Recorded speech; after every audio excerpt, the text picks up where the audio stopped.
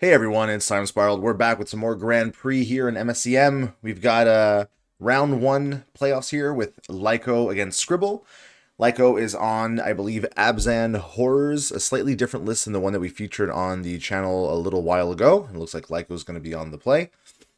Meanwhile, Scribble, I believe, is on something similar to what you would have expected from a previous heart attack list, but this one is Bant, I believe, and I think it's going to be trying to win with things like Child of the Clouds instead of heart attack style, which is normally with Mastery of the Veil. But it stays about the same. Control the board early, ramp up, get to absurd amounts of mana, and then find a way to leverage that mana for the win. So a quick check in the hands here. We've got a Alratha, which is a nice land that can investigate. We've got Heart of the Glade for fixing, Mysterious Cataract for fixing, Monument of Queens. Very good creature land here in the format. We've got a familiar ramp piece here in Recall Forgotten Aeons and another one in Simul Sylvan Alchemist. And then we have a Portal Fracture here to tax some of these early cards out of Lyco's hands. Meanwhile, looks like Lyco's going for a mulligan. So I believe we're going to go down to 6. I assume this is keepable-ish. We've got a Monument to the Fallen Man, using a nice little promo artwork here. We have a Molting Abomination that can come off that monument, and Subdue False Idols as a flexible piece of removal that can hit any non-horror creature, and it costs 2 less if you can for each horror you control, and in this case, well, the deck is just loaded with them.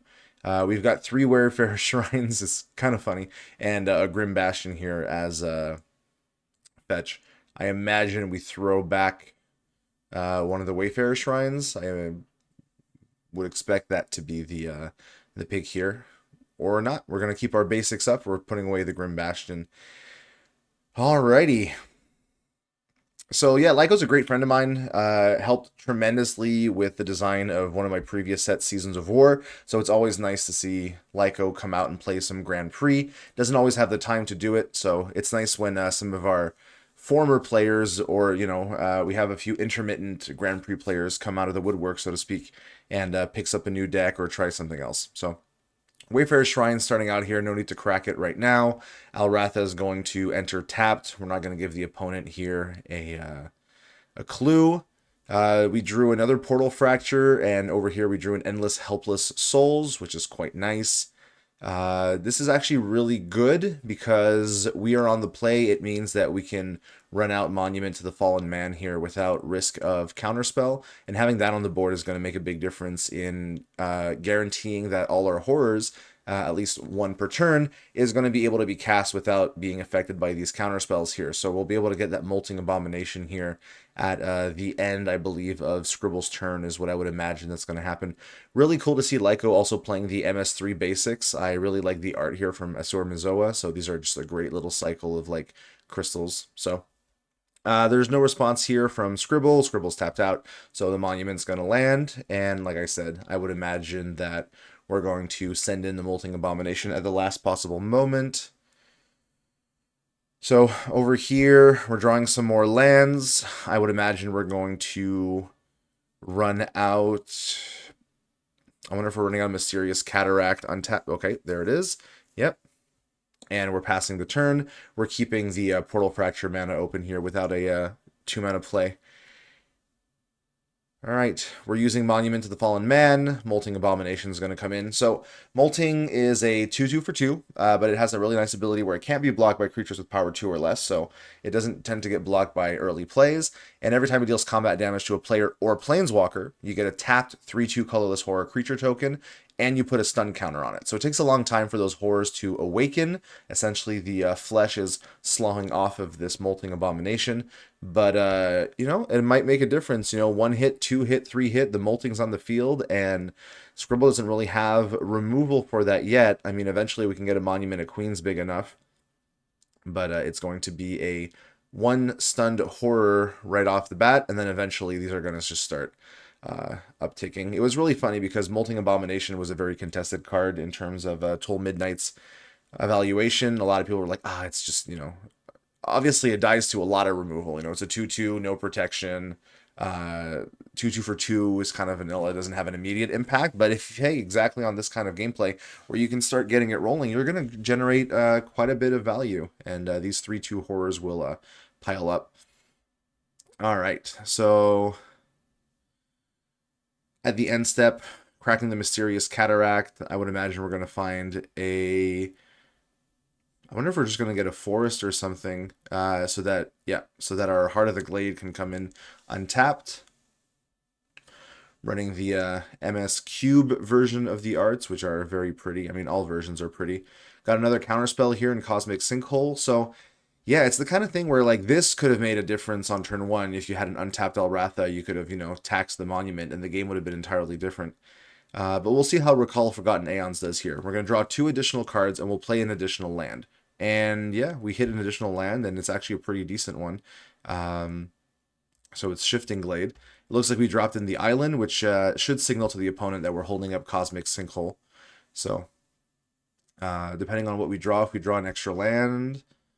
All right. Well, we've already got the 4th, so it's going to be Wayfarer's Shrine. That's the safe point of mana here to run out Endless Helpless, if that's what we want to do.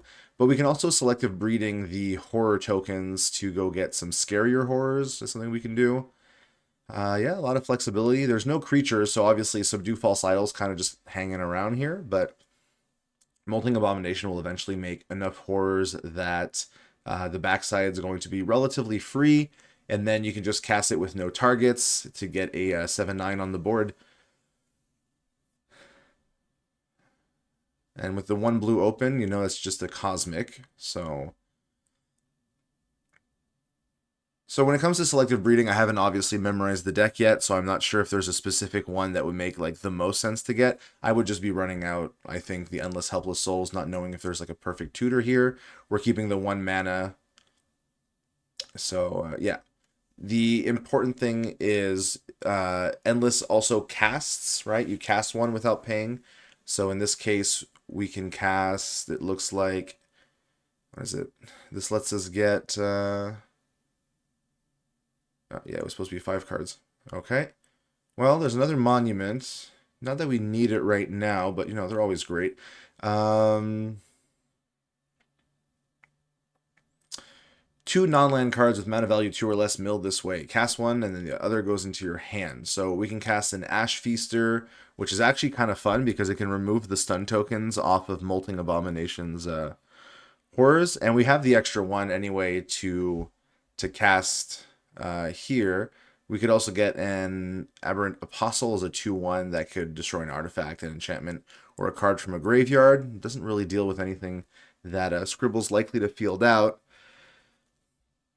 If, you know, honestly, I kind of like dropping in the Ash Feaster. I mean, I know it looks like you have the black, so you can cast this and then put this in your hand, but your opponent's clearly signaling that there's a counterspell, and I wouldn't be playing... I wouldn't assume that my opponent's bluffing. So maybe you cast the Ash Feaster Ghouls. You have the mana open, so it's unlikely that they throw a Cosmic Sinkhole. They could, though, because of the black remove a counter. And then you hit, you remove the counter from your stun. That way you'll have both untapped next turn, and suddenly you're clocking in for 8, and you've got lethal in 2 turns. Or even less, perhaps. So yeah, Lyco's going to think a little bit. I'm going to do a quick check real quick here on Lyco's deck, if there's anything that could be tutored up that's really interesting. Looking quickly, a lot of it is Graveyard Hate. I mean, one of the nice ones would be getting Debaser of Truth that gives all your other horrors +1/+1, but you really want that to land if you control 3 or more horrors, but I guess it would if you could get the other horror into play, because it makes your opponent discard 2 cards. Yeah, I mean... Okay, cool. So we're casting Ghouls.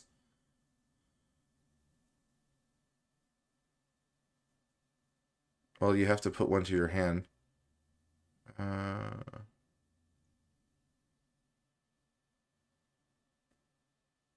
then Apostle to hand. And it resolves. Cool. And then the rest is going to get binned. What's nice, well, I mean, obviously, you'd like to have some in hand, but what's nice about having Endless in the graveyard is they have Coalesce, so on the off chance we eventually get to 8 mana and it's relevant, you know. Alright, so swinging in for 2, we get another Horror. It's stunned, but thanks to Ash Feaster here, we'll be able to remove these stun counters. Obviously, you don't want to use the move part of the ability. That's more beneficial when you're eating like good counters. What's really nice about Ash Feaster Ghouls, and I know it doesn't get brought up very often, is it's remove a counter from target permanent, right? Or move a counter from target permanent onto the ghouls. Monument of Queens is only good when counters can be put on it. Planeswalkers need loyalty counters. So honestly, Monument of Queens, I mean, if you just got a few black symbols, your opponent's never growing the monument. So obviously, not going to stop a Lumbering Hillock, but this is a really tight spot for Scribble. Obviously, you can turn like on a dime. Simul here being able to field some blockers and put loyalties out. We know Lyco's not running Planeswalker removal. I mean, there is Planeswalker removal in the form of Ash Feaster, right? You can just pay black and then maybe black and then start eating out the loyalty, but depends on what the plus ends up being. I'm assuming it's going to be untap 2 permanents. Yep. So that gives you access to a Cosmic Sinkhole, like Portal Fracture, and you go to 5. So what we can actually do is we could pay black on Ash Feaster. Oh, okay, we're going for a recall. Okay, that makes sense. We want to field out some big stuff. So,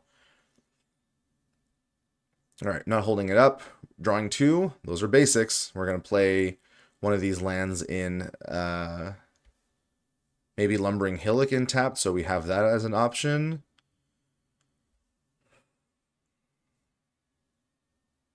Feels like the right turn to drop in a tap land. I mean, you're not likely to use it. No, that's not true. Because it doesn't put into play tap, you probably... Okay, yeah. I could see a reason for putting in the island to keep up Cosmic Sinkhole, because that might have made a difference depending on what your opponent does. But, yeah. Looks like we're going to the end. I would imagine we're going to Ash Feaster Ghoul. The stun counter would make more sense than just a loyalty, because now you've got a 3 damage. Yeah. You can go 3, 4, 5, and you can kill Simul if you really have to. You can chip in for 4 damage, and then you can, because this also triggers when it hits Planeswalkers, you can then pay a black to remove the stun from that one. Monument can let you pay this for free, so a lot of good stuff here. What's going on here? Oh, we're monumenting. I'm just blanking so hard. Of course, we can just monument right now. So we have another 2 points of damage here. We've got what, actually? 1, 2, 3, 4, 5, 6, 7, 8, 9, 10, 11. We're actually really close to lethal. Not at lethal, but very close. We definitely have the horrors to start attacking the hand with selective breeding. Actually, we probably have lethal here. Oh. Interesting. Okay, we went for the exile. I'm surprised at that, because I believe we had lethal, right? You do selective breeding, you pay 1, you sacrifice Ash Feaster Ghouls, you go get Debaser of Truth. It gives all your other horrors +1/+1, right? So you've gone down by 1, but you would have had 1, 2, 3, 4, 5, 6, 7, 8, 9, 10, 11, 12, 13, 14. That would have been lethal. I think. Right? Sack a creature that shares a creature type equal to X. Yeah, so I think there was a lethal option here.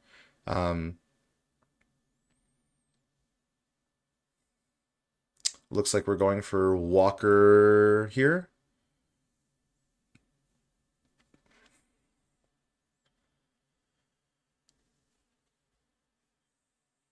Nope, nope. Okay, we're selective breeding. Oh, well, that's really interesting that we're actually doing that play, because...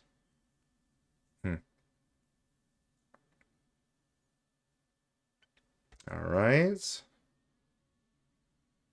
1, 2, 3, 4, 5, 6, 7, 8, 9, 10, 11.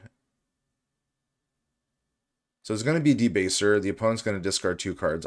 You pitch lands, honestly. Is there a tutor that I'm missing that could be just as lethal? I mean, Voracious Spawn can exile stuff from the graveyard, but that's not really the scary thing. I would imagine it's Debaser. Yeah, there's Debaser. All right, well, sometimes we miss lethal. I believe I counted correctly that if we kept the 2 damage here, especially because it was put at your opponent's end step, we would have been able to attack with it. So, Debaser arrives. Opponent has to discard 2 cards. I'm assuming we're going to see lands go over the counter spells, especially now that there's really not much else in hand. You might as well keep them up. Oh, nope. Looks like we pitched 1 Portal Fracture. Okay, yeah. All right. These all get +1/+1.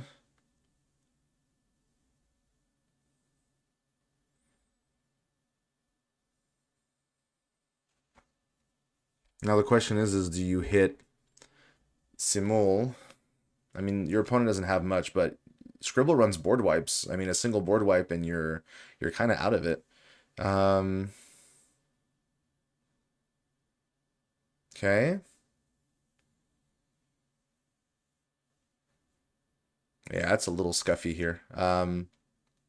We could also have paid black before sacrificing. We could have removed 1 counter from Simul and attacked just with a 4 to do 7 to the face. That's all right. I know Lyco's just learning the deck. I think Lyco hasn't played a match with it before. This could be the first match, so I'm not gonna harp much more on that fact. So let's just see how the rest goes. It's really gonna depend here what Scribble tops decks. For sure, there's 1, 2, 3. Like we're already at 6, and we know that there is this in the yard, and all you have to be is at 7, right? And then you get a 5, 6. So. But you're not really worried about the 5, 6. The revelation is, oh, actually you are. It's a horror, so actually you cannot hit it with Subdue False Idols, which does make a difference. Okay, so it looks like we're playing it out. Draw 2 cards. Let's see what gets pulled. Well, these aren't horrible. These are actually, going to be decent bodies. Yep, Shifting Glade. Keep the Pierce open, but we're going to drop the Walker of the Final Path, and it's going to be a 4/4 trample. And when it enters, you search for a Revelation card and puts into your graveyard.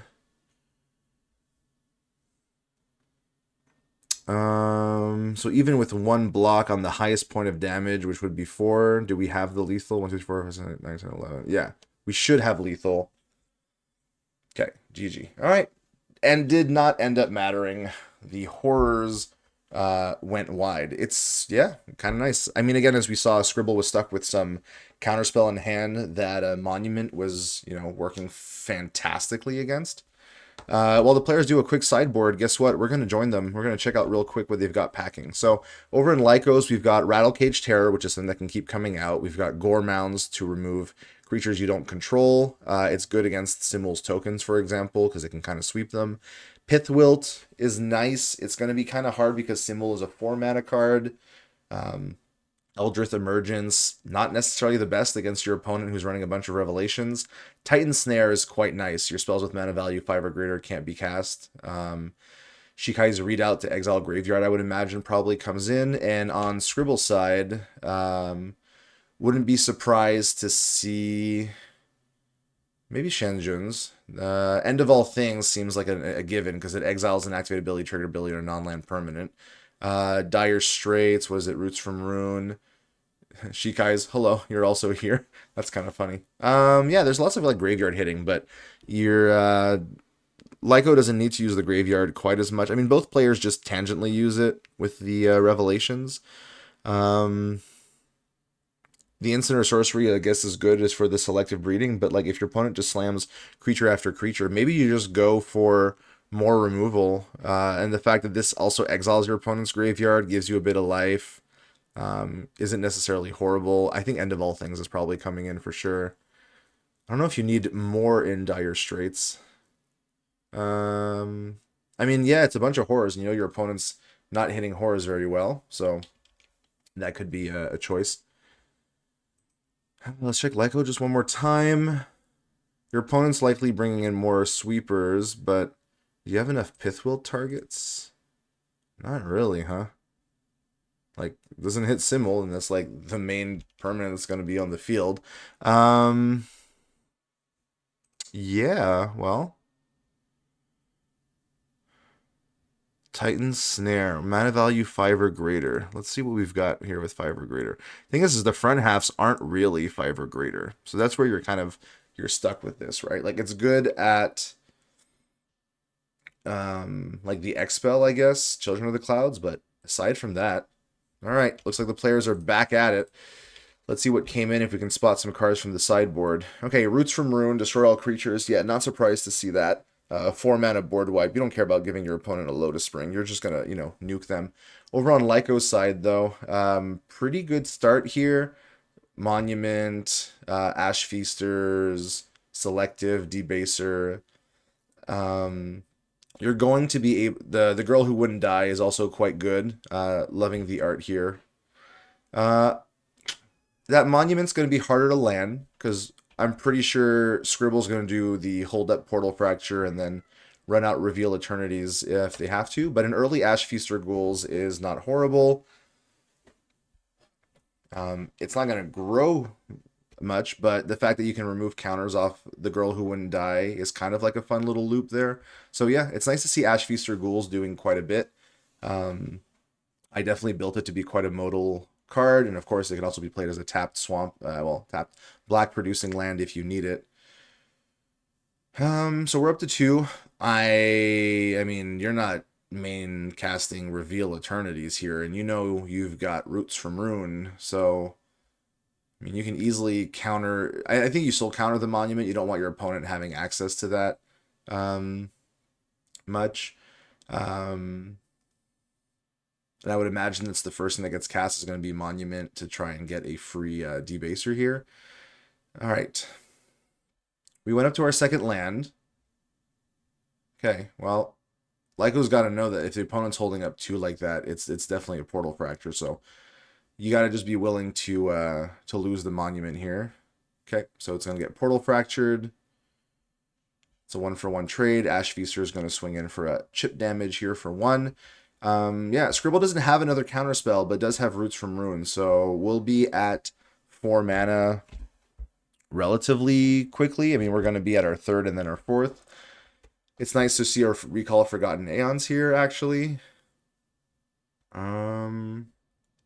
Next turn we'll be at 3. The Girl Who Wouldn't Die is probably nicer to have on the field because of... the fact that between Ash Feaster Ghouls and it, you can keep a lot of stuff going.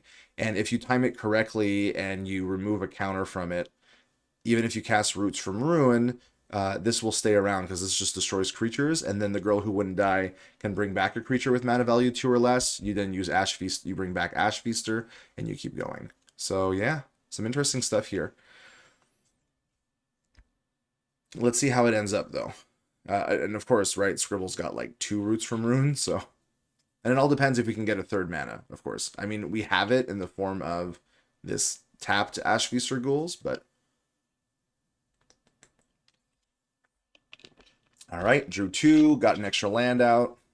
Unfortunately, doesn't come into play untapped because of lack of basic forests or plains, but you weren't casting anything off of it anyway.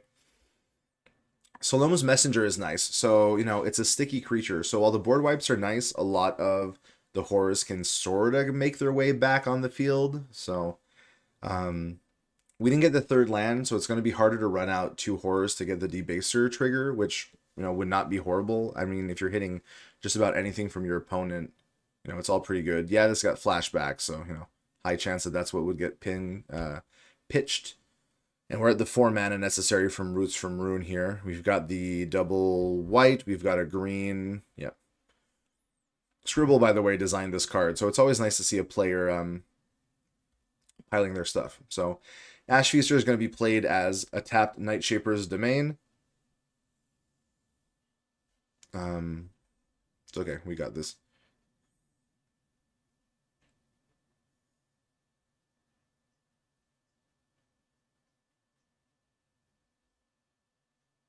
We're just going to, yeah, exactly. And your opponent's tapped out, but if you check their deck, you'd know that there's wipes probably coming, and you don't want to overextend, so like this is probably not the turn to like throw everything at it. But again, we've only got 2.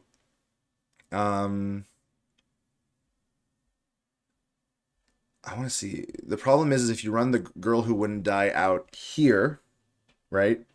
It won't do anything. You're not going to get a creature back because right now there's only the monument. Let's just put our graveyards out here on the corner so we can keep an eye on what's going on.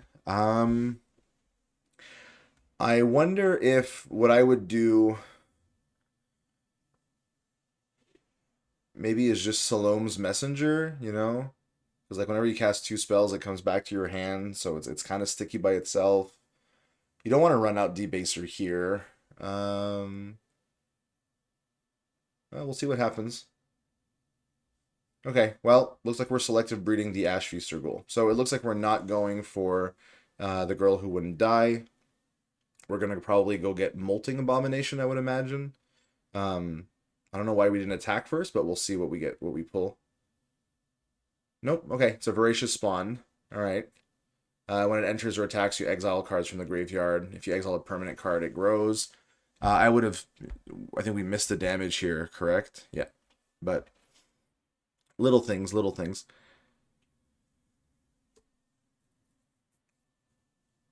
All right. Recall is exiled. Good hit. And now it's a 2/2. I mean, yeah, if your opponent wants to run out of Roots from Ruin.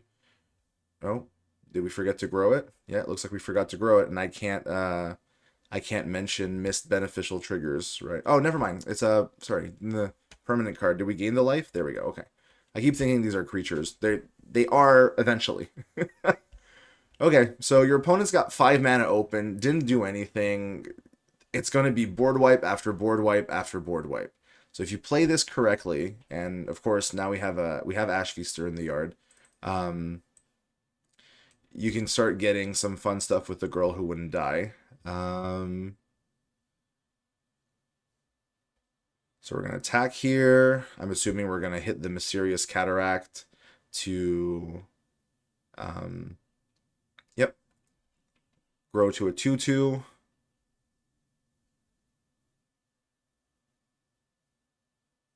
All right. You got 3 mana.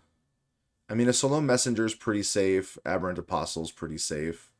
This is going to get countered if you try to cast it because your opponent can just use all their mana on this turn. And Portal Fracture is now a hard counter because Wanderlust is active. So it'll be up to Scribble to decide. I think you just let this resolve, and because you know you're hitting it with your board wipe next turn. That's not what you want to spend your counterspell mana on. I'm going to assume Lyco's going to try to run out Debaser here as the third horror, perhaps. Or maybe Aberrant. Depends if you're like reading correctly that your opponent's just packing board wipes in their hand. Let's see. Tapping 2 with that color, it could be okay. So we're going for the Debaser play. That's going to get Portal Fractured. I think you trade the counterspell for the 2 cards, right? You don't want to lose 2 cards from your hand. Yeah, of course, you can also just, fire that off. So reveal. Looking at the top 3, one's going to go to the hand. The rest is going to go to the yard. Got to be mindful.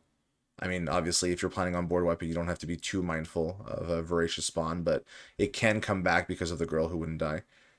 Looks like we pulled an Amber Hills, and we binned some Stand Unassailables. Yeah, that makes sense. We're about to get to 7, and there's the Portal Fracture. So I'm saying, nope. Debaser, go away. And the girl who wouldn't die can always pick up the Debaser next turn, which is nice. I would assume we're going to see... Are we going to see a Roots from Ruin? I don't know. We're going up to 6 mana, so we're getting close to just running out Stand Unassailables. You ideally want your opponent to have a little less things on the board when you fire these off. You both get a Lotus Spring, so it does ramp you. I don't know. You don't necessarily have to. Your opponent's not, like, threatening you too much. If a Debaser comes out, I guess you throw away maybe the land or one of your duplicate roots, and you put Stand Unassailable in the yard because you're going to get the 7 mana anyway. No counterspells anymore is a thing to be mindful of. I have my cat who has joined us from the living room. He is a very good boy, but he doesn't have a single brain cell in his noggin. I can't tell if he's trying to eat something or just, choking on his own fur. But yeah, he's a silly boy. He's an orange cat, which is. All right. Scribbl's got a lot to think here. I totally get it. You could, you can run out a stand unassailable, then you could Roots from Ruin, but like, do you really want to? We'll see. All right. So paying the 2 life, dropping an Amber Hills. Doesn't have to crack it right away if you don't need to. You have options between End of Days where you pick a non-land permanent type and just, hit everything else. So an important thing about End of Days now is that because of battle existing, you can name battle, and because there are no battles currently in MSEM, you just hit all permanents for 5 mana, which is, pretty good. Okay, looks like we're throwing in Amber Hills. That does put a permanent back in the yard for Voracious Spawn if you're not playing Roots from Rune this turn. Or obviously End of Days, though I feel you might want to keep End of Days. There's Stand Unassailable. We're going to gain 7 life. Scribble goes back up to 20. And okay, Roots from Ruin. Destroy all creatures. Each player creates a tapped colorless land named Lotus Spring. It is a 4th land for Lyco, which is not like useless. So everything hits the bin. So let's see if we do the Girl Who Wouldn't Die play here. So you can go Girl Who Wouldn't Die. You bring it in. You bring back Ash Feaster. And then if your opponent wipes again, in response, you bring, Girl Who Wouldn't Die back to 0, right? And then you'll get it back. So you kind of like proof a little bit your board. If I'm thinking of this correctly. Endless Helpless Souls is also great. I mean, not going to lie. You could also just Endless. It is kind of like, spinning the wheels, right? You could completely whiff. And it can't, play lands. It's just cast. So you get the cast 1 and the other one goes to your hand.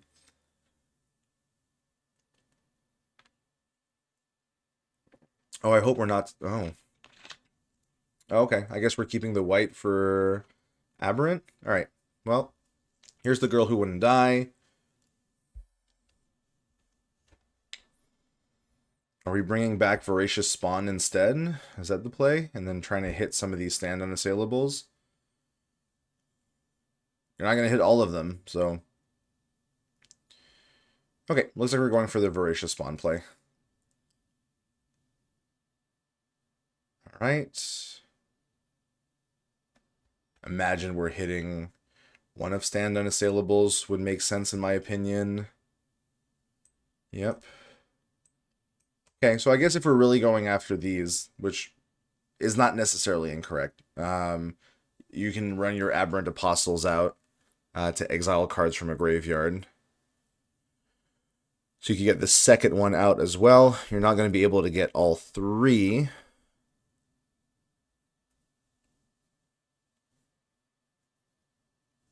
Losing 1 life here from Resplendent Substratum because we don't control 2 basics.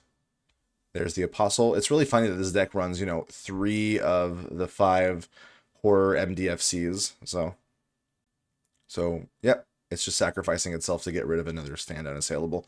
Honestly, that's not a horrible play. Yeah, you kind of lose like your loop engine with the Girl Who Wouldn't Die, but I guess you can risk it and get all the way to 3. You'll get 1 thing back, but you will lose your you will lose the enchantment. So, yeah.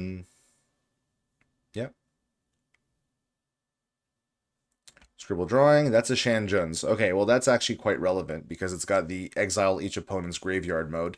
It also has sacrifices and enchantment with mana value 3 or less. So that's definitely something where you could be like, hey, get rid of your enchantment, get rid of your graveyard, and it's going to happen in order, right? Because of how it works. So everything will be exiled, and then Lyco is going to have to rely on an Endless Helpless Souls. But if you do that, you won't have the mana necessary for a stand unassailable this turn. You have some leeway because the girl who wouldn't die is just going to go to the lose 2 life, you gain 2 life mode. It's really nice to see a kill 6 billion demons art on this card. It's not what the regular version of that card looks like. I can show it to you real quick. The girl who wouldn't die normally looks like this. This is the Lair version. There's also a champion version, which is quite neat. My favorite one is the original, with this being a close second. So, cool card, great card. Same thing with selective breeding. That's the silver border. So, you've got the original right here with the cute little bunnies with wings. I love the original art. And while I'm the one who suggested this art for MacGuffin, I had been saving it for a layer, but I'm happy to see that it's being used, you know? Okay. Looks like we passed, so we're keeping the mana open here for a Shanzhen's command. That's risky. I mean, no, not necessarily, because if Lyco says, hey, move to combat, in response, you can Shanzhen's command if you need to, but letting the attack trigger off is quite relevant. Like, you don't want to lose that other stand unassailable. That's a lot of your longevity was in those trio of cards. So, in the end, yeah, I was, you know, kind of tunnel visioning. I always want to put a verb on that, but you can't really. I was really, you know, focused on the, pardon me, getting the loop here with the girl who wouldn't die. Oh, before attacks. Yep. Yeah. So start a combat. We're gonna see the Shanzhen's. I'm assuming we're going then creature enchantment. Oh no, we're gonna let the enchant. Well, that does. Okay, yeah. Scribble doesn't know that there's another Aberrant Apostle, so it's, you know, so that's fine. So Voracious Spawn goes here, gets exiled, and then the girl who wouldn't die stays around. Okay, that's not horrible, but again, we know that this is in the hand, so, okay, we can close the graveyard for now. We're going to move, I assume, to second main phase. We could always drop this Aberrant Apostle and hit out the final one, and then there will be a creature in the yard for us to bring back with the girl who wouldn't die. Okay, it looks like we're going with Endless Helpless Souls instead, though. All right. Problem is you mill 5, you choose up to 2 non-land cards this way, right? So you can't get Shikai's Readout.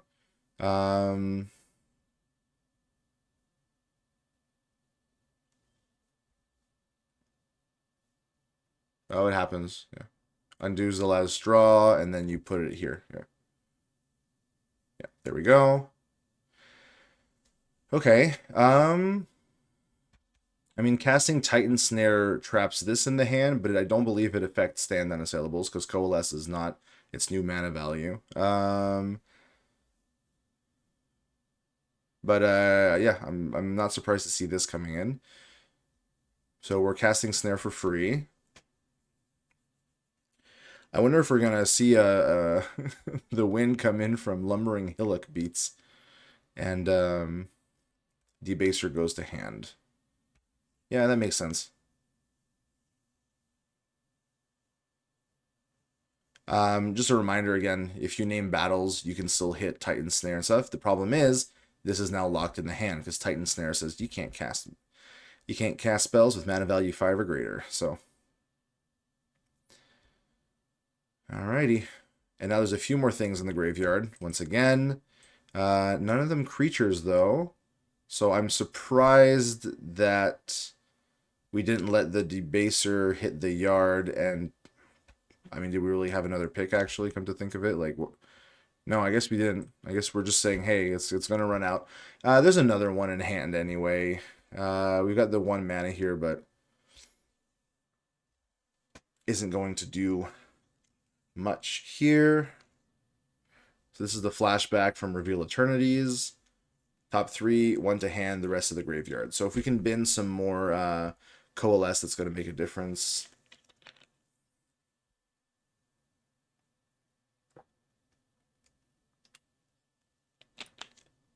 looks like we chucked some lands into the bin, and we picked up a we picked up another Reveal Eternities, and we drew a Beyond All Horizons. So again, end of days, stuck in the hand for now.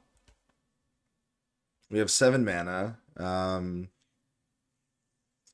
Beyond All Horizons on a front cast gets any land into the battlefield tapped. That would get us Heart, which would let us have big mana for all these Coalesce. We could always run out the Coalesce here because, our opponent's been pretty trigger happy with all the exiles. So, okay. So that's also going to keep Reveal Eternity's mana open here. So Beyond All Horizons, I'm assuming this is going to be Heart coming out. There it is. Comes in tapped though. And then this can come back for 7 mana as a star, where is the power and toughness equal to the number of lands you control. So currently 8, which is big, obviously. All right, draw. Oops. Uh-oh. Girl should fire here. No targets. Bye-bye. Okay, we're just hoping that we weren't going to miss it. Could have won right through it. No targets, but that's okay. All right, Girl Who Wouldn't Die has died. Okay, this is kind of funny that we drew a Voracious Spawn. Actually coming in useful here, because, that could be Voracious Spawn, get rid of Stand Unassailable, and then Aberrant Apostle, get rid of Beyond All Horizons, which is kind of funny. All right, let's see what the opponent says. That's an okay. If they're letting that through, and you want to hit it out before the cast. So there goes Beyond All Horizons. Makes sense. That's the target I would have used as well. The question is actually, instead of Voracious, do you Girl Who Wouldn't Die get back Aberrant Apostle and sack that again? Yeah, I mean, it all depends. Nope, here comes a Voracious Spawn. A lot of little moving pieces here. I like it. So there's Spawn. Scribble could always pay 1 and a blue for Reveal Eternities and try to find a counterspell here.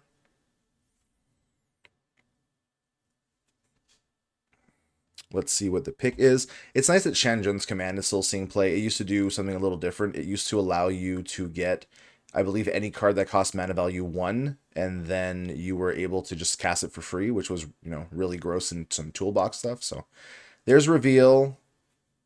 Top 3 cards. Let's see if we find a Portal Fracture or any form of counterspell.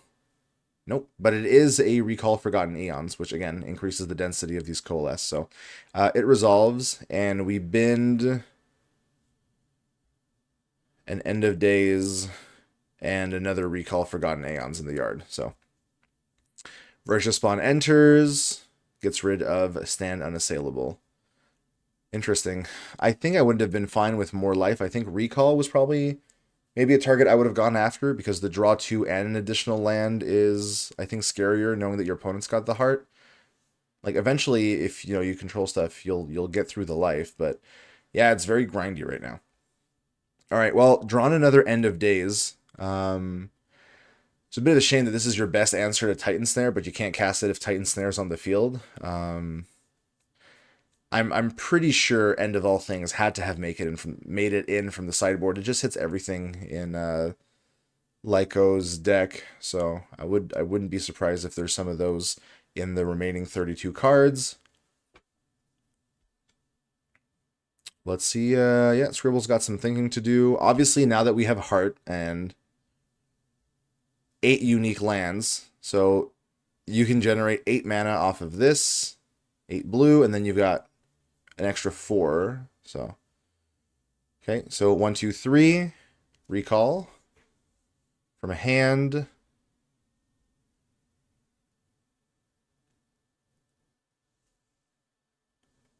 Okay, well, Shanjun's is here. This can't hit artifacts, though. And then we have a nice Secret Lair version of Wayfarer's Shrine. Spending a bunch more blue. 6 and 7 here, which I'm assuming is going to be a recall Forgotten Aeons. Coalesced here from the yard. It's going to be a 5-6. We're going to draw 2 more. Okay, well, hey. There's a Portal Fracture, and we have the mana for it too, so it's nice to be able to hold that up. I don't believe we've played a land this turn. There's the land that we haven't played this turn. And yeah, it's a 5-6. So, and there's the land off of, pardon me, Recall Forgotten Aeon. So we're up to 4 mana here, which means we've got some flexibility. Yeah, now we'll see what we find. Readout's not horrible. Being able to pull out this recall does make a difference. There's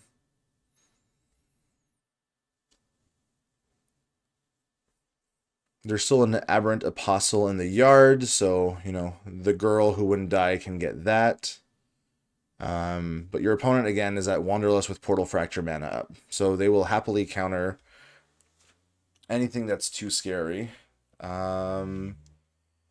If you let the girl who wouldn't die hit, you can then Shanjuns, but that feels a little odd.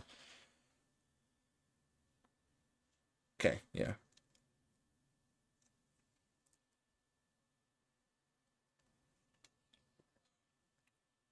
It'd be a lot easier if we could get a removal from that Recall Forgotten Aeons and let our Voracious Spawn start eating all the Coalesce pieces, but okay, looks like we're doing Shanjuns right now. Which makes, you know, also a lot of sense. You just nuke the board. You're happy to take a 2 life and stuff. Yeah, that makes a lot more sense. And then you do not have the mana for Portal Fracture, but, you know, your opponent's just going to run out.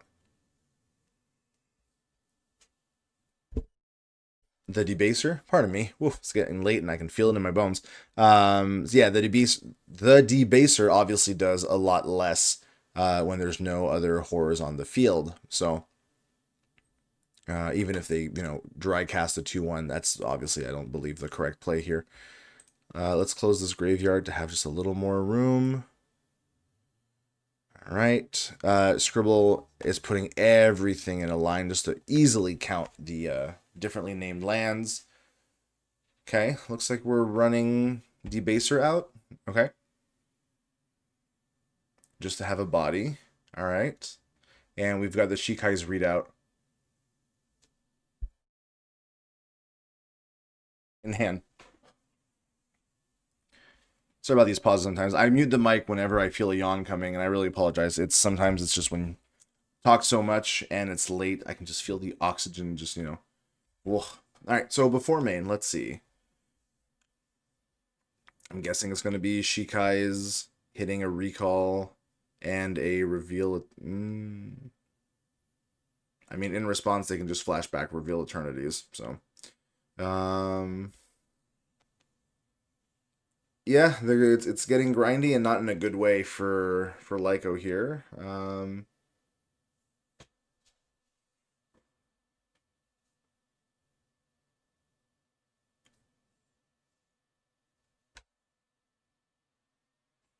And okay, we're going for roots. Cool. Yeah, I mean, you could have forced them to reveal eternities, but ultimately, I get wanting to hit 2 things, I guess. So, okay, so flashing back reveal eternities. Interesting. If we find an end of all things, we can counter the ability, I believe, which I would imagine is what's going on here. Still thinking that end of all things has been put in the deck. I would imagine it has. If not, Scribble will happily tell me why later in comments. Okay, well, found a Simul. And again, it's a safe time to fire it off because you're filling in the bin and targets have already been chosen. Oh, there's a Mirror Gate here. That's neat. I guess the Mirror Gate's kind of in here for the, I guess, Heart Mirrors? No, I don't know. I guess a creature land or something your opponent has.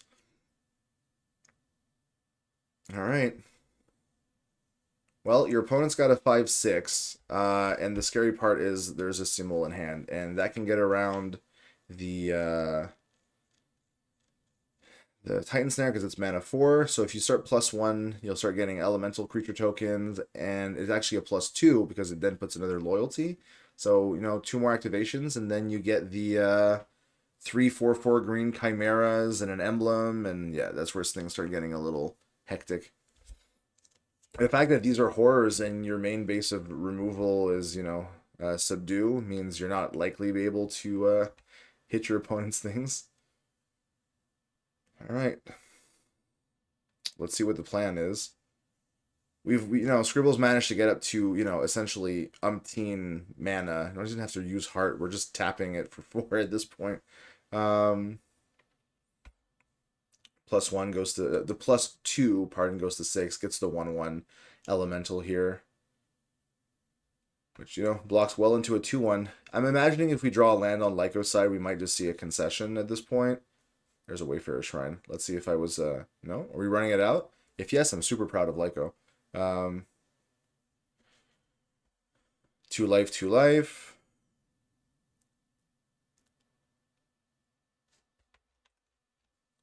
Did Scribble tab out for a second? Oh, there we go. And then, yeah, not great. I mean, a Wayfarer Shrine is your 5th land, but, are we going to hold it up as a bluff?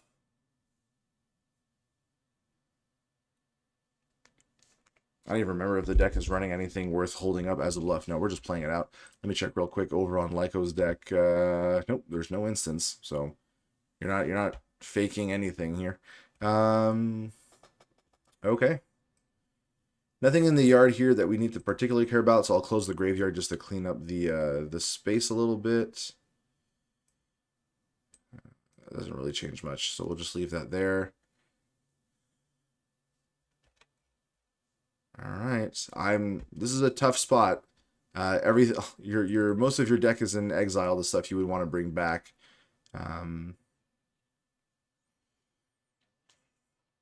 So yeah, very good to keep all these 2 and really cheap. Yes, she has basically a +2. For a 4 mana +2, create a 1/1 is not horrible, and especially if you get another one, then you get to the -7.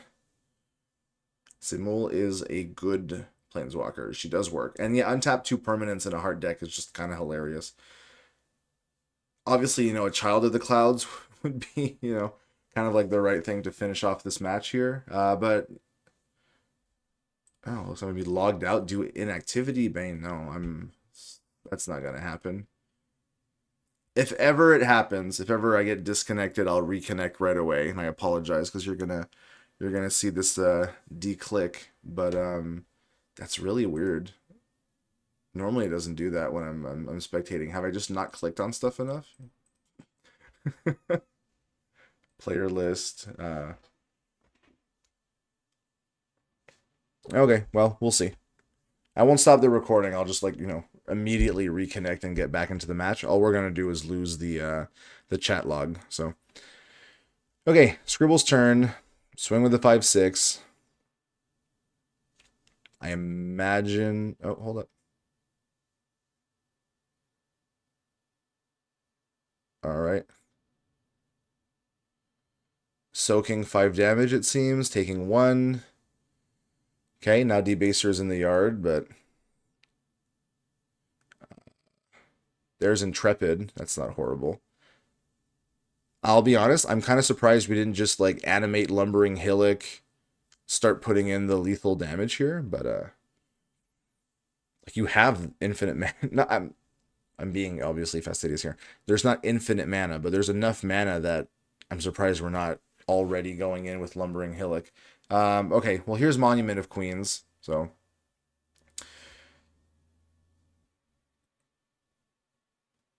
that's 12 unique lands. So this generates 12 if you tap it, and this needs 4. So again, good on Lyco for not conceding, but I think this would be a moment where I would be comfortable conceding at this point. Your opponent just, monuments at 3.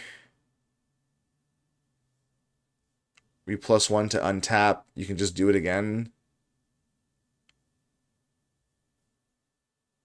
So that'll be a 6, and it'll be flying, first strike, vigilance, lifelink, trample. It's really funny because like not every deck can run Monument of Queens, right? Like you don't always get to a point where you can pay 4 to put a single counter on something. And like I said, it's really funny if you have an Ash Feaster Ghoul in play. Because if they animate it and you take off the counter, I think it just dies, which is really, really funny. But with the Ash Feaster not on the field, your opponent's got counter spells here. You can do this at instant speed. It was just good to do the first round now so you could use the symbol to do the untap. There's Endless, which is actually quite interesting because Portal Fracture only hard counters things that are mana value 2 or less. So the Portal Fracture is probably going to be used on whatever Endless finds rather than Endless itself. So here's Debaser off of the Girl Who Wouldn't Die. Does not control 3 horrors, so your opponent does not discard 2 cards. Probably would pitch the End of Days anyway. So Endless Helpless Souls. I mean, you're fine with that, right? Because you're just going to counter whatever gets free cast.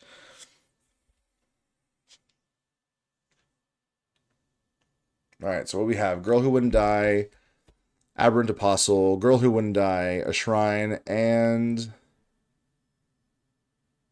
Molting. Well, Molting is nice, but probably too late here. I mean, I don't think there's an answer in the deck. I think we're just playing it out to play it out. I'm not sure Lyco has the removal for what's going on here. Let me check real quick.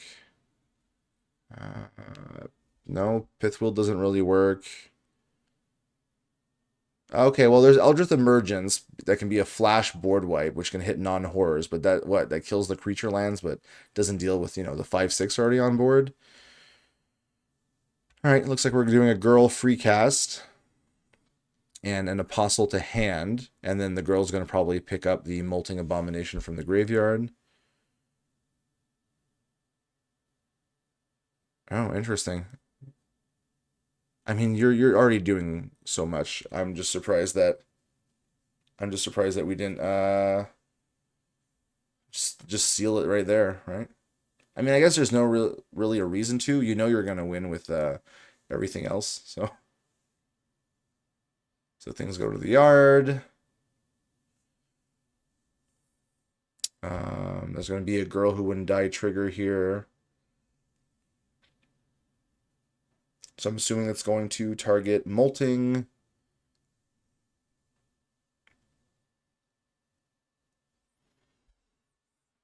And then Aberrant comes in. I don't know. I feel like this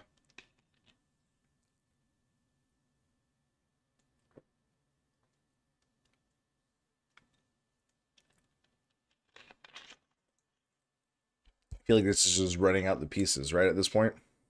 How much damage can we put out? We said it's 12 lands, right? Yeah, and then that could be what?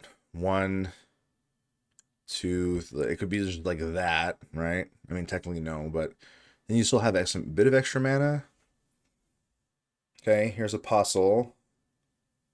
I mean, you probably don't want it to let it hit your Intrepid just because, but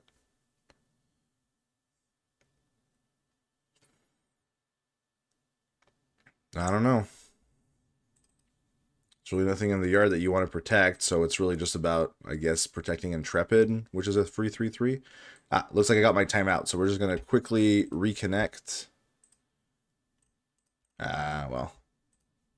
Looks like an hour is too much. And let's full screen again, just to make sure that we're all good. Alrighty, sorry about that. Okay, looks like just we're letting things resolve here. Scribble is like, okay, you can play out your cards. I'm gonna make a absolutely huge monument, and I can always Roots from Ruin and just like sweep the board and then swing in with. Can we get lethal next turn? Yeah, we can, right? Because you do it again and that goes to 12. Do we have, and then Intrepid also survives. Yeah, there's lethal here.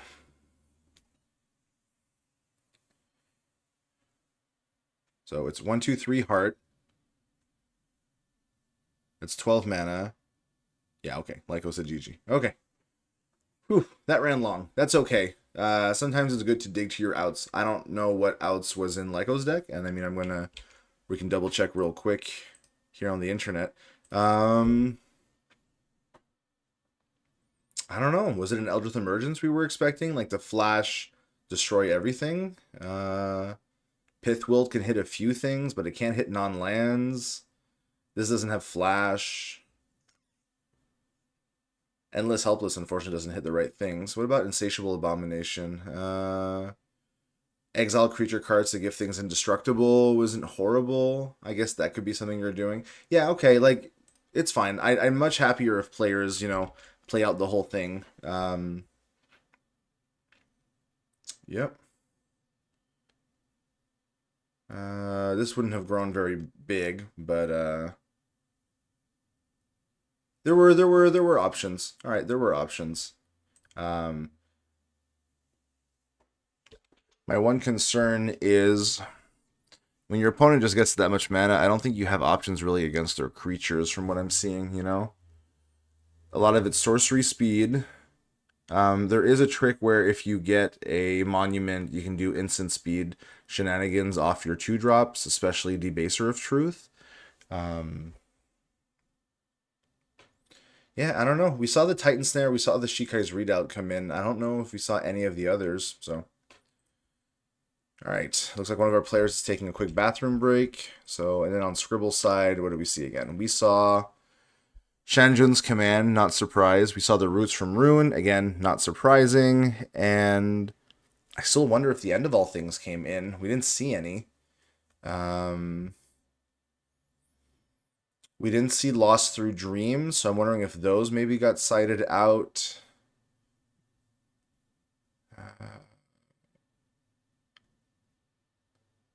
I don't think you cite out End of Days even with your opponent having Titan Snare. I like if they don't have Titan Snare, End of Days is just amazing against them, but I don't know.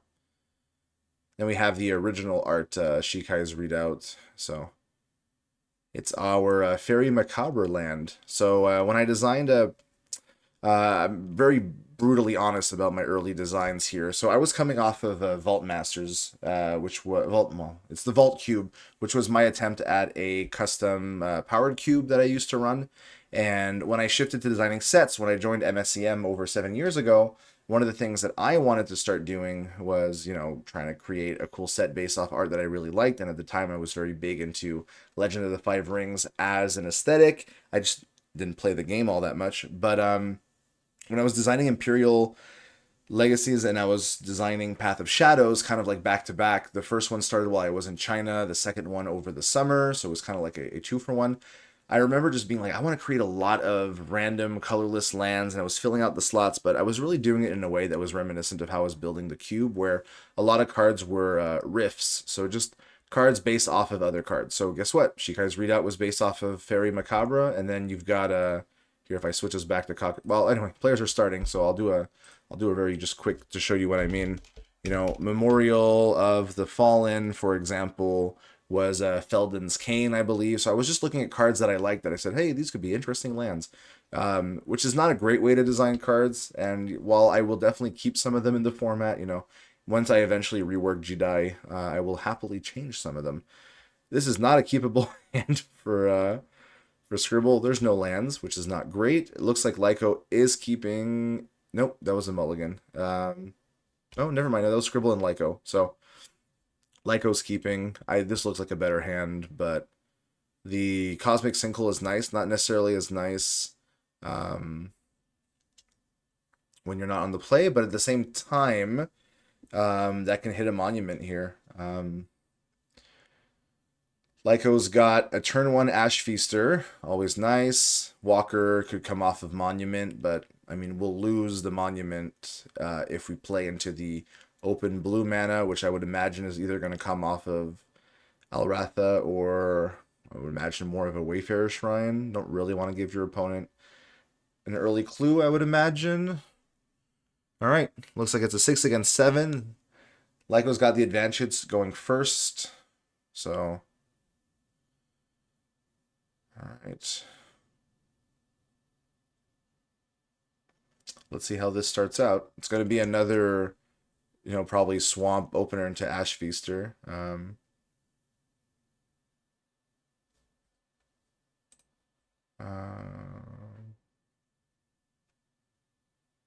Okay, so Lyco. What? Hold up. Did Lyco mulligan? Oh yeah, draw 7 and then shuffled. Okay, so it was a go to 6 as well. Okay, my bad. Wow, Ash Feaster got bottomed here. I'm not sure about that. That's like one of your only turn 1 plays, and it goes against and it goes under Cosmic, and then does a lot of work on your opponent's, monument. It does work on the Planeswalker. It helps you out. I mean, obviously not much here, but it was also a horror for your Walker of the Final Path. So yeah, you got to pass the turn back to Lyco here. Okay, interesting. I guess wanted to keep the 3 lands was important here to get to Endless. I understand that too. So Wayfarer Shrine and pass. No pressure against the deck that's got the counterspells is not... Okay, well, there's the other Wayfarer Shrine and pass like we were expecting. Fingers crossed, I'll be... It'll be rough if we see a monument get hit here, but I mean, it is what it is. There's a forest. Let's see what we draw, though. Okay, Girl Who Wouldn't Die. Maybe that makes more sense to run out Walker, actually, to try and hit the counter and then bring it back with the girl, because the monument's just going to get countered.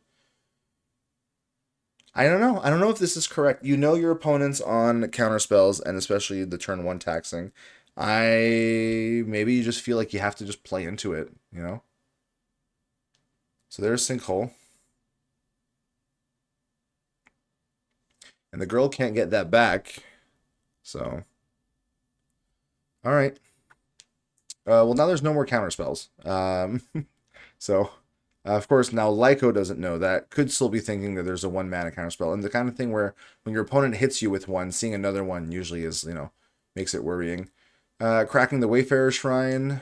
I wonder if we're just going to see an Endless Helpless Souls get run out here, or if we're going to see one of the other 2 smaller stuff. Not that you would play the girl, there's really just no targets here, but Walker, put a Revelation in the graveyard. I don't know. Do you run out an early Spell Snare just to have it on the field? It's not really affecting the game here. All right, that's an Endless. All right, that kind of confirms that the opponent doesn't have a taxing. Well, I mean, that's not true. They could use it on whatever you cast, but... All right. Starving Stalker... Voracious. What do we have in the yard right now? Just this. I'll do our usual. Let's keep the graveyards visible. So Spawn is going to get free casted. I kind of like that here because it just grows by itself. And what are we getting to hand? Oh, I think that was correct, Lyco. I mean, I know like Starving Stalker is nice.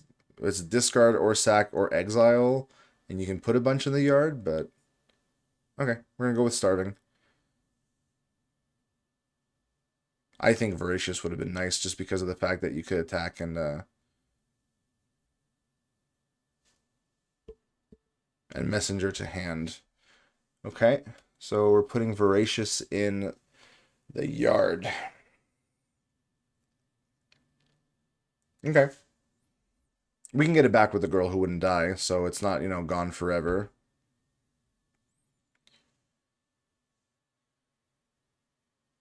Turn 3, I would imagine it's going to be a recall. Depending on what we draw, of course. I don't think you do Intrepid right... Or maybe you do Intrepid right away. I don't know.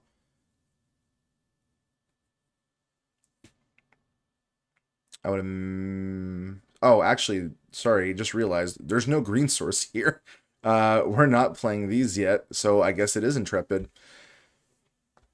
The nice thing about that is you can instead use the Girl Who Wouldn't Die, get Aberrant Apostle, and then pop Intrepid. So we're going to get a green source, I would imagine, here. Considering that we have the basics, we can get a green-blue dual, maybe? I don't know if you get heart off of this. I don't think you do. You're not casting anything else in your hand. And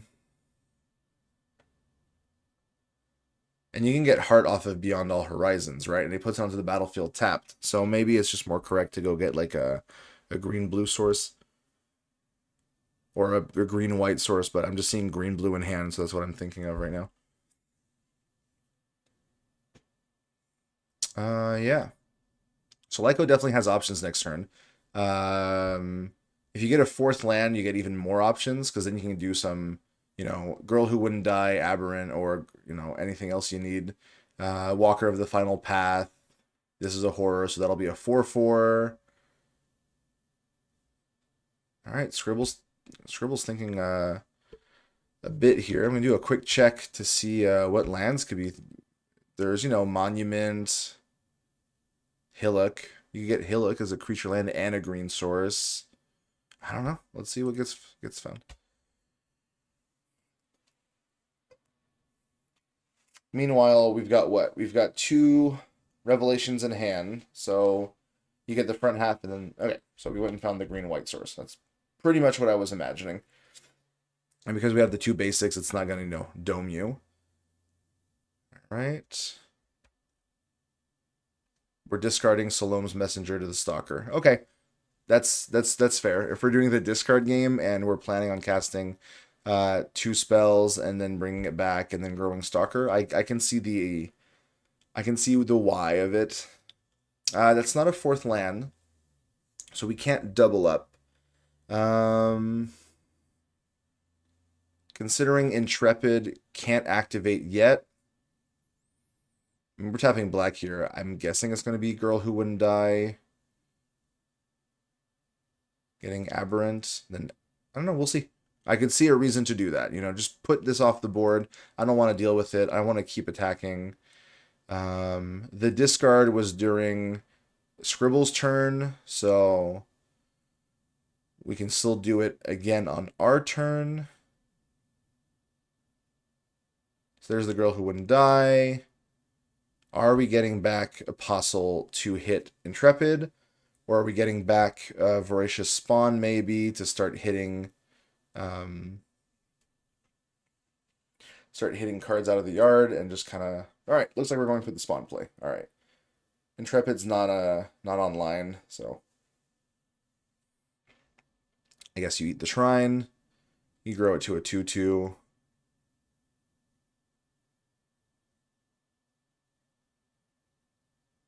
There we go.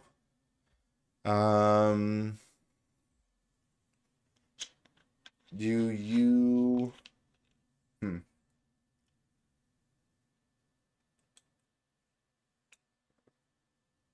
So you're relying on the Girl Who Wouldn't Die, I guess, going to 3 to get out your card. Shame that Selective Breeding here could cycle into something, but how much better is it? You're losing one of your bodies, right? The ultimate play. Is it X plus? Yeah, okay. So no, that would actually get a 3. Your 2 drops go into your 3 drops, right? Unless you pay. So you could just do green and... Yeah. Mana value... Oh no, less than or equal. Okay, we can still go get like an Ash Feaster if we really want to. Which, again, would be really interesting, because then you could use your black to, again, I keep thinking about the Girl Who Wouldn't Die loops, just because it's fun. But, yeah. So, attacking for 2. Scribble's turn, drawing more, I believe. What did we draw here? Was it a recall? No, I think the recall was already in the hand. I think we drew, I think it was a Sedate Tundra that got pulled here. So the opener is less scary, I would say, for Scribble, but we are going to have Intrepid online. I'm imagining that if we really have to, we can go and get a an answer for that. Um, hmm. We only cast one spell.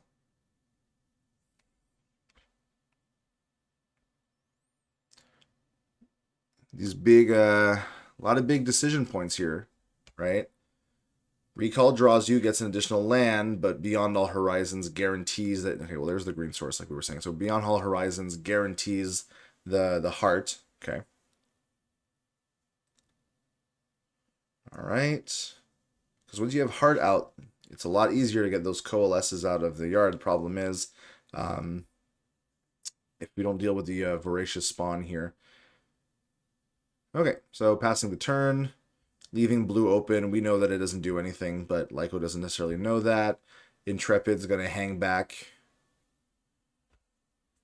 Would trade actually with a voracious spawn attack if we were. Oh no, not necessarily. It would still be a 2/2 if we go after the revelation. So, um, discarded our Walker of the Final Path to make Starving Stalker a 3/3. I mean, yeah, if that gets big enough, that's. We draw. Okay, well, Debaser is a great pickup here. Whoa, okay, that's a nice one to see. Girl who wouldn't die, dings for 2. So there's a really gross thing we can do here. I wonder if Lyco sees it. You can go black white. You play Debaser of Truth.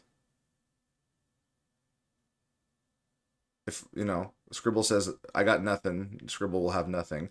And then you pay green. You do selective breeding. You sacrifice Debaser, or obviously you can sacrifice Spawn if you really wanted to, which would be fine. And you get another Debaser.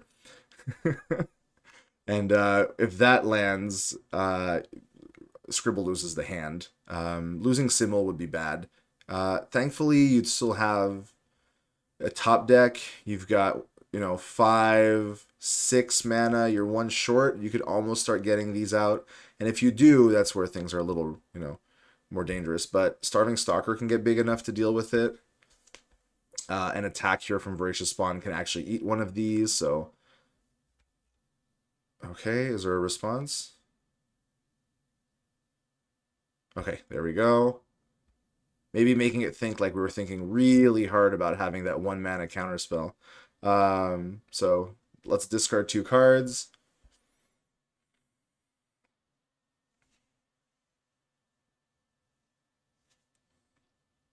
These grow now. Actually, the fact that it's +1/+1 is quite relevant here.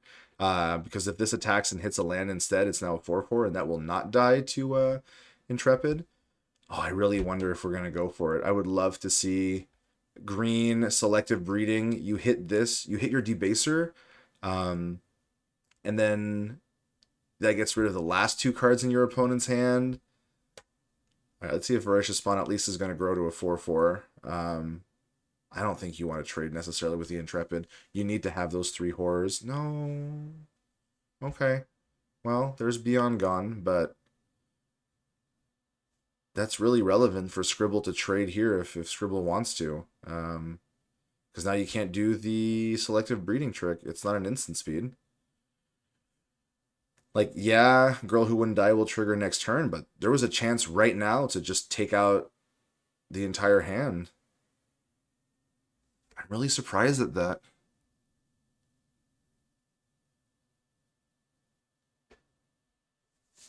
Interesting. Okay. Well.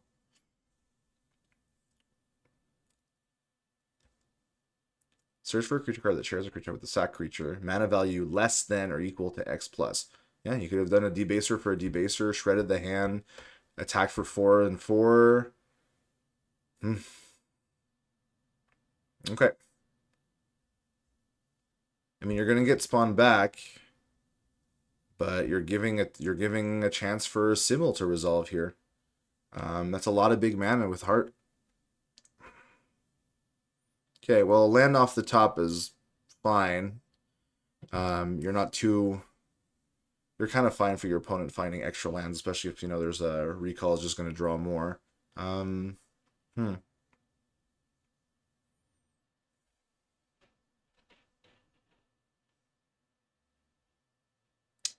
Yeah, okay. And Simul grows to what? A 6? So if you can grow it on your turn, grow it on their turn, and if Simul doesn't do the +1 play, you're swinging in, but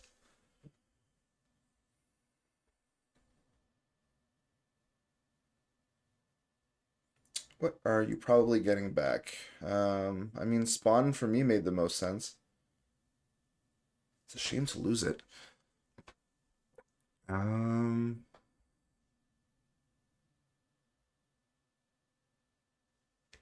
because like this would have been the turn. There would have been all these in the yard. Like yeah, what would have been? Hold up.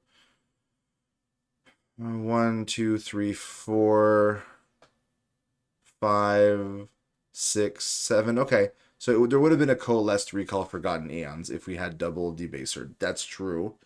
Um, so there would have been a 5, 6 to deal with, but that could have been that is able to be dealt with. I would imagine, like because you would have had one debaser, you would have had your two, and then this could have pulled back your previous debaser. It grows them all again. You can exile, like, I think we would have had the bodies necessary to then, like, start taking things over. And then when you attack, now you exile things. So, yeah,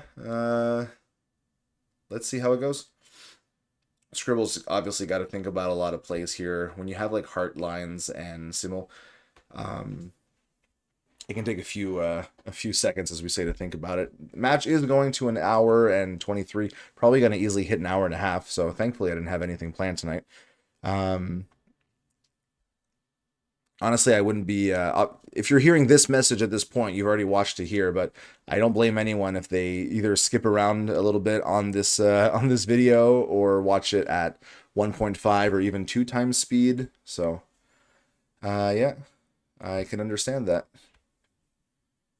Okay, so there's Hills. Untapped, so going to 9. So that's the 7 mana if we use the heart. Depending on what we do with Simul, there's some other things we can do. Because Simul can... That's like 6 mana from heart. And these, you get 2 more. Pardon me, you can go up to 8 if you really need to. Alright, let's see what the play is. Okay, that's what I imagined.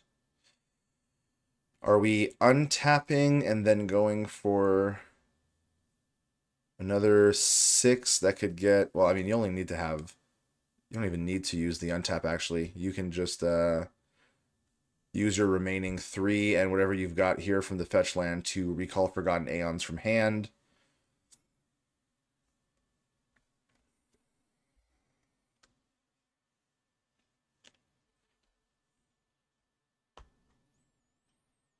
Okay.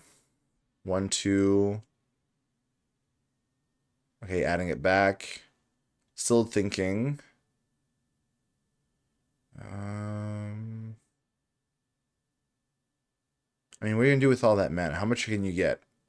You untap 2 lands. Okay, no, we're going with the green. So there it goes. Okay. So recall, draw 2, play an extra land. Didn't find an extra land.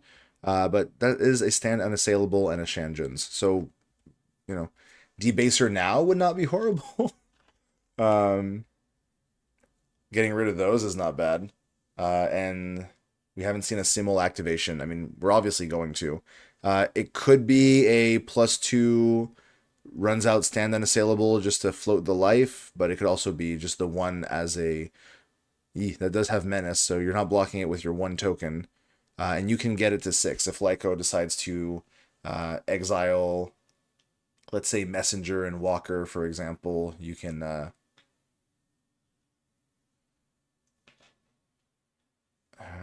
let's see. All right.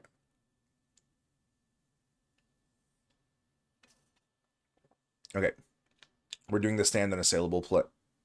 Oh, okay, no. We're using... We had the 1 floating. Okay. There's Shanjun's command. So sack a creature, exile your graveyard. In response... What's the response? Are we using Starving Stalker, right? I would imagine.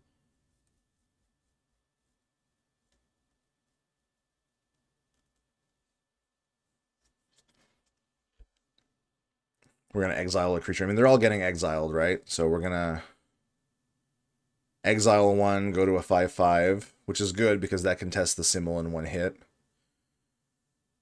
And it's not... Yeah, well... Obviously, once again, losing our graveyard, not great. So... Okay, so...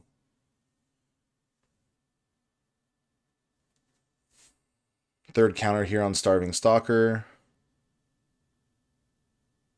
And then I'm guessing we're sacking the Debaser. And then everything's going to the Exile. Yeah, Shanjin's hitting pretty hard here. That extra mana there really made a big difference. Getting to 3 mana, unfortunately, not 2. I was still thinking 2, but I forgot that there was one floating. So, all right, well, there is a 5. Scribble is at 9.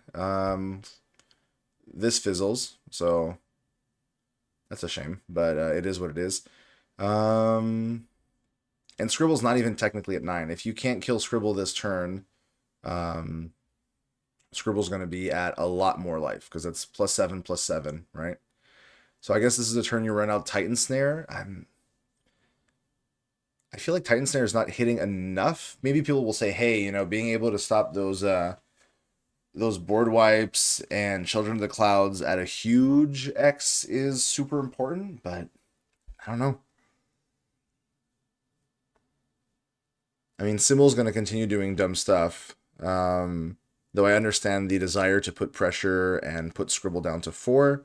If that happens, though, I'm assuming we're going to do something along the lines of either double unassailable or some combination to float the life back up enough. If you don't get hit, right, you... what? Oh, yeah, we're down to 4, actually. Whoops. That's true. Never mind. This is actually not great.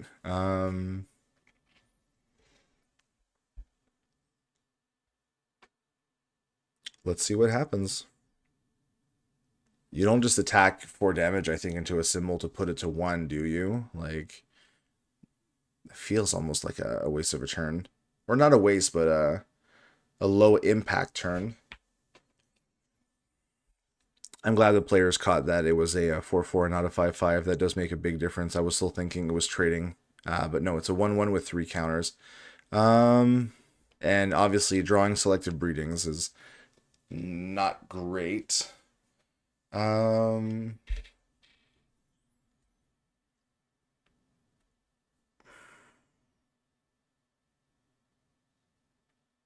right, let's see what the choices are. Are we going face?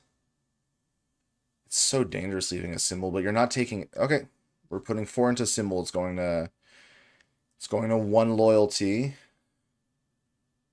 This is like some tough spots here. I think this is, again, we're at the flip. It's clearly flipped back to, I would say, Scribble's side here. Okay, looks like we're breeding the Stalker for a green, so we're getting something that costs 2.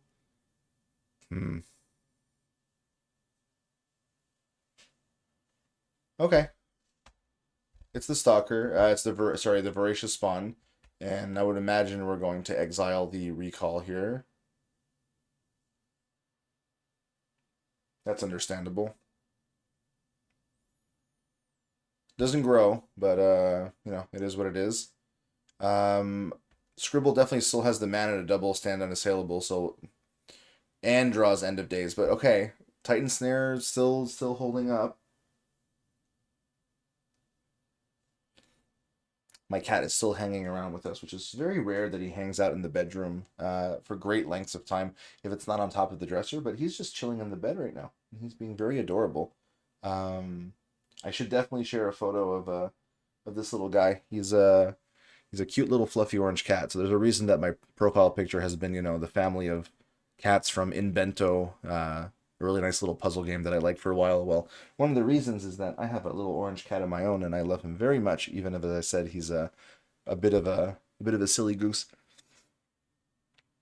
Okay, well, End of Days isn't doing anything. I don't see a reason why we're not going. Was it 1, 2, 3, 4, 5, 6? Right. We're gonna do the heart. We're gonna make a million, a ton of green mana. 6, 7, 8. 7, 8. We need 9 for the double. So we're untapping 2. Are we doing it again? We don't have to do the full thing. Oh, and this time we're using it for blue. Okay. Interesting. Okay, gain 7 life. And then using the rest of it. Green, green. Yep.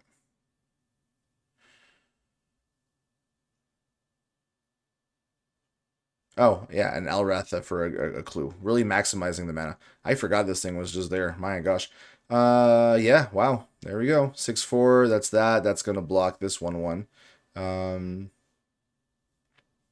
Walker is not horrible. It's a 4/4, and it gets to put a Revelation in the bin. It's still not a 4th land, though. And there's really not much in the graveyard. I mean, just attacking with Voracious Spawn is a good way of just having it die. And the only other thing you would want to hit is on the board in the first place. So your opponent's tapped out.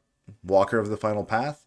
It's just wild. Scribbl's right back up to 23 life. From 9 to 23, Just gaining a bunch of life doesn't do a lot against certain decks. I mean, obviously, if Lyco had the full board of horrors, it would make a difference, but... Alright, there's Walker.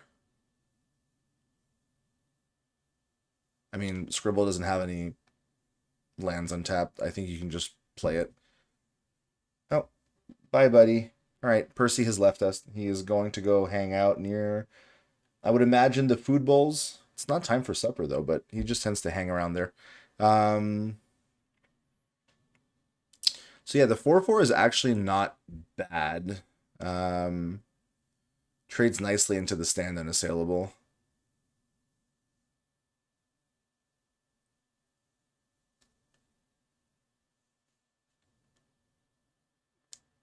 Chooses not to get a Revelation card into the graveyard. Stand feels like a lot, but it really isn't. Like, it's just life. Against some decks, it just doesn't do anything, right? Like, think about it this way, right? You paid 9 life for a gain 14 and a 6/4. Like, it's good. The back end is the good part, but just the gain 7 life is peanuts. Just against a deck where you manage to whittle them down and you're out of gas, yeah, the 14 life is going to make a difference. There's a Cosmic Sinkhole. I'm assuming we're making a bunch of mana. We're going to get some clues. We're going to draw some stuff. All right. Not what we wanted. Can we get another clue?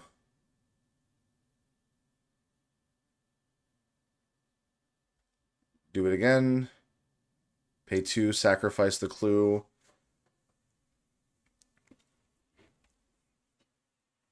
It's nice to see, like, the OG, I don't want to say OG, but, like, some really original Painlands from Harvest Festival see play, so.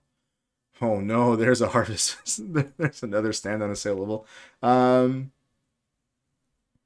now it's problematic. Lyco wasn't able to, like, close the deal, and 1, 2, 3, 4, 5. We're at 7 lands. Oh, hold up. Do we have enough? I don't know if you wanted Heart in this situation necessarily, because you're doing what? A stand unassailable this turn and then holding up Cosmic Sinkhole? Oh, I guess, okay, nope, I guess we're just going for a hard Cosmic. I mean, yeah, okay. If you're not able to double it, not putting this in the yard for the Voracious Spawn to just, like, beat its face into, I get it, that makes sense. Well, there's a land. It's the kind of thing that we would have maybe wanted in our opening hands rather than, anything else. So there is the, what is it called? Insatiable Abomination. But it only gives horrors indestructible, so that won't work here against the Walker of the Final Path.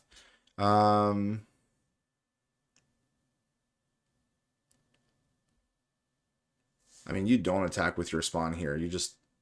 Okay, or apparently you do.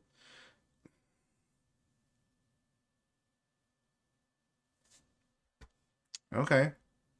Woof, yeah. Okay. I can get the symbols at 2. Okay, so I get you're just really wanting to get rid. All right, I understand. That's fine. And either way, you know. So it looks like we're happily trading. Oh, with symbols at 3. Never mind. Symbols at 3. She ain't going anywhere. Um, that stand I believe should be exiled.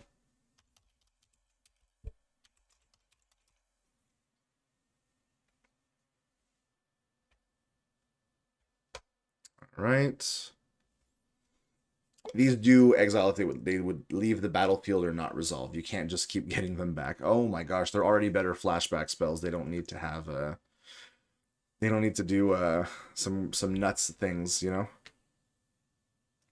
All right, I think we're still in the place where Scribble can wrap this up pretty easily. Um,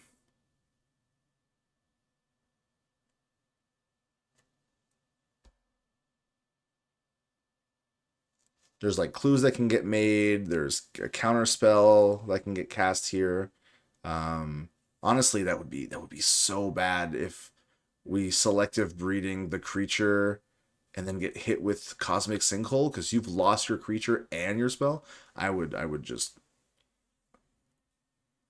as long as the X is not 5, we're fine. So you know you can tax for 2, right? Um, okay, looks like we're passing. So it's going to be create a clue, and yeah, untap, upkeep, draw it up, reveal. We can start digging. Stand unassailable. We're just gonna get a lot of life. We're gonna watch till the end. I mean, the players deserve this much after slogging through an hour and 39. A bit of slow play from, not slow play, but some plays that I don't know how to say it without saying slow play because it's not judge call worthy, but I would say thoughtful decisions on both sides. Um, yeah, well, hopefully this video is going to be useful for Scribble and Lyco. I mean, to my knowledge, I don't think Scribble's made really any decisions here that I wouldn't agree with. In fact, Scribble's been making some really great plays. And I've already called out the ones that I think Lyco could maybe keep an eye on in the future. So, Big Blue here, getting more clues. Untapping Alratha, untapping Heart of Zadina. Are we... Okay, we're doing it again, I guess, for green this time. So we've got 6, 7, 8. I guess we're going to use some for stand unassailable, and we're going to do it again. Well, yeah, that is what it is. 7 life, and then we're doing it again.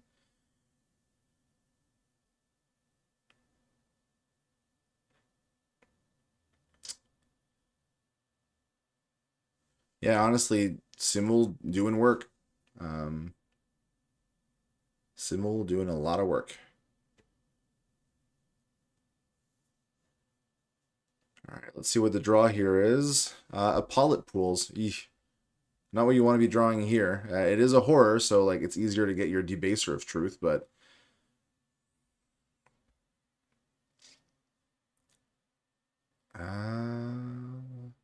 okay, cracking the Grim Bastion. We're gonna go get something. I don't really see what the out is here. Having to selective breeding away your spawn to get a debaser doesn't work because then you don't have your three horrors. You don't have any of the ones in the yard that would keep coming back. It's a shame. Like this is where Crypnar actually would have been pretty interesting. I saw some of the decks used to run it. So it's a 1/1 zombie horror with Menace Haste Decayed. Being a combat on each of your turns, it comes back. And then because it's got Decayed when it attacks you second end of combat, like that would easily get you a 3rd horror for some of this stuff. You still can't use selective breeding on it because again, it comes back for combat and then it leaves at the end of combat. But yeah. I mean, of course, if we're nuking the yard, it's going to end up in exile, but there's already two other creatures, so it would already be triggering. Or is it three other? I forget if I made three or more creatures, so it includes itself. It can never, you can't get more than one because of the condition here. So, okay, polyp pools, two. So I just want to make sure that we don't make a game rule error here because Titan Snare means you can't cast this for 5, but anyway. Your Scribble saying fine. Yeah, sacrifice your thing. X equals 2. So are we just getting the 4-drop one? Okay, yeah. Okay, we just upgraded to a big one. It is able to be an indestructible horror.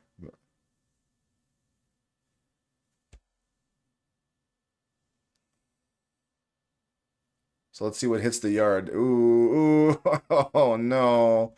Yeah, that was bad. Um, that was not great. I would not. I don't think I would have done that. You just gave your opponent another stand and another recall. You can concede here. There's nothing wrong with saying, "Hey, I see the writing on the wall. I have a 5/3, and okay."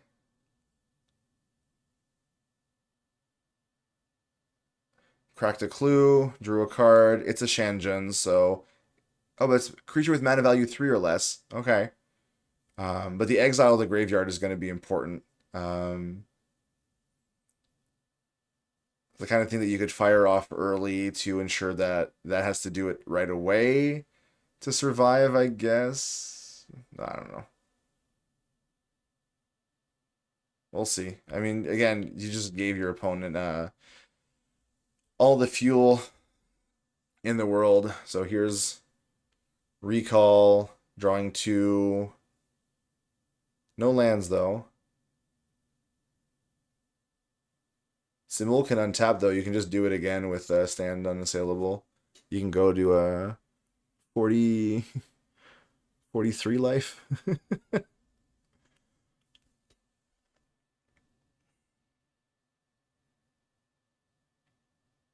Yep. Pretty brutal right here. And that 5/6 isn't even concerned with the opponent's 5/3 here.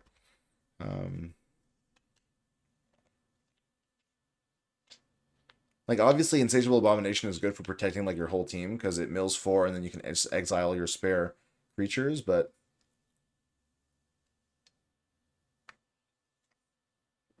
So there's Heart. That's another 7 green, which is all you need for a stand unassailable from the yard. But, like, the question is, do you maybe want to just exile the graveyard to make sure you're not just fizzling your... Okay, good. Sack creature, exile graveyard. Okay, well, the sack doesn't do anything, but feels very odd. Okay, well, GG. Alrighty. I mean, yeah, the sack wouldn't have done anything, but the gain 3 life. Woo, what a game. Hey, I won't keep you up much longer. Those were tight games, and whew, yeah, big marathon match here. So hopefully you've appreciated the video. I'm gonna go get this uploaded. Might take a little bit of time, and I'll see you all in the next video as we get further into the Grand Prix. Take care.